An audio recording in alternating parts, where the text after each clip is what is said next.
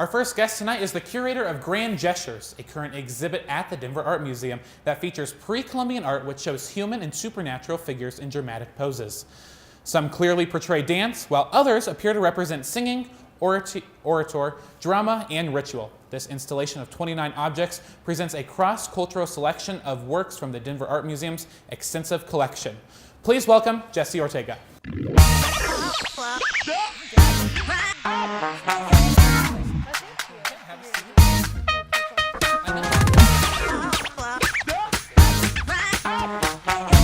How are you? I'm doing well. How are you? Good. So you're with the Denver Art Museum. I am. Curator of Grand Gestures. I'm actually the curatorial assistant, but I assisted the curator on the show Grand Gestures. Perfect. Yeah. So explain what your role was exactly with the exhibit. So as a curatorial assistant, I basically maintain a checklist. So we decide what the exhibition is going to be, what the theme will be, and then we cull the collection and look for objects that fit that theme. Okay.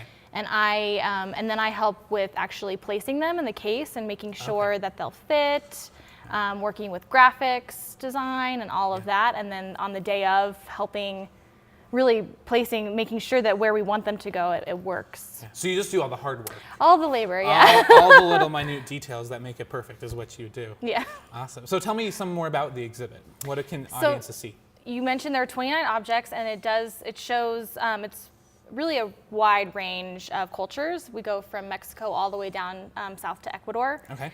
And these objects, they come from about, the earliest I think is 1000 BC, and then we go all the way to 1400 AD. Okay.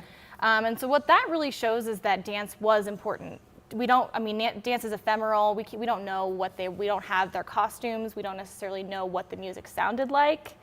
But we can sort of gain an understanding that it was a very ritualistic, very important part of all of these cultures. Yeah. I think I brought a couple images. The first one is a dance god tripod plate. Okay. And that is actually a piece that's from the Maya. It's from Guatemala.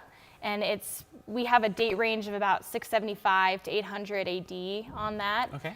And the maize god is a really important figure. Maize, or corn, is very important in basically all pre-Columbian cultures, but especially for the Maya. And the king was really supposed to sort of become the maize god and perform these dances. And they pictured him as a very beautiful man with an elongated head and silken hair like a head of corn. And his dance would really be about rebirth, death, cutting off the head of the corn, reburying it, and coming back. So often it was about agricultural celebrations, but resurrection, life. And on this plate, you can kind of see that he's spinning, and there are these wide, they look like alligators, but they could have been paper. Often the kings would dance with paper, and they would fly around. And you see him over and over again. It's one of our great plates in the collection. And it's called tripod, but you can't see on the back, there are just 3 little nubbins that it would rest on. Okay, that's why it's called tripod. Yes.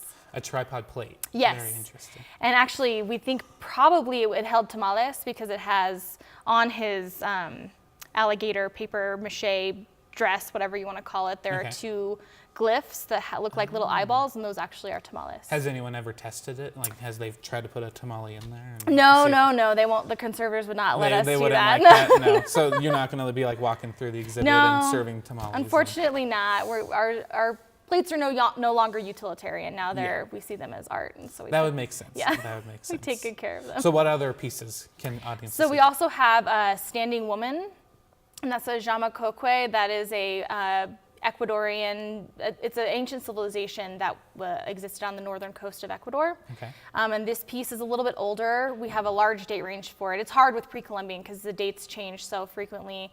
But we have it, I think, from about 300 BC to 800 AD. Okay. And this is a woman that we don't really know what she's doing, but she's making a very dramatic gesture. Looks like oratory, maybe standing on stage and speaking. And dance and these oral histories we think were probably meant to bring the community together, but also to establish a very specific hierarchy within the civilization. So this would be like the Hillary Clinton of pre-Columbian history? Could have been. Probably was a priestess. And then I think the third example we have is also a Maya object. It's a vessel with mythological figures. And just as On land, you would establish a very specific hierarchy and rule of law, and the world was very ordered.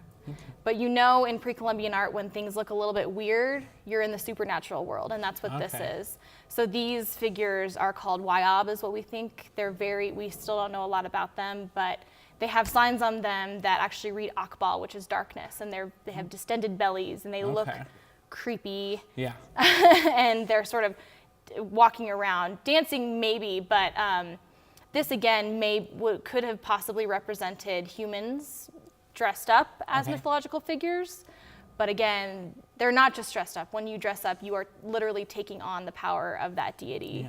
Yeah. It's coessence or concurrence is what they would call it in the Maya world. Awesome. And so this exhibit is now currently at the art museum, correct? It is. How long is it there for? It's there until December. It was a part of our Summer of Dance program, but because it's in our permanent galleries and it's actually our permanent collection, it's up until December. Awesome, very cool. And then just real quick, we've talked a lot about these different objects that are there. So it's not just paintings, it's not just... It's actually mostly sculpture. So mostly sculpture. And there's gold as well. We have a couple gold objects. Our pre-Columbian galleries they're painted objects, but they're mostly... So it's not what most people would think of when they think of the art museum, kind of something different and something cool. Yes, I think I would really recommend our pre-Columbian gallery. We have one of the best collections in the US. And we have, from the Maya, Aztec, Olmec, really anything you would like to see, we have, and it's all on view. We have a study storage collection that has basically our entire permanent collection. Very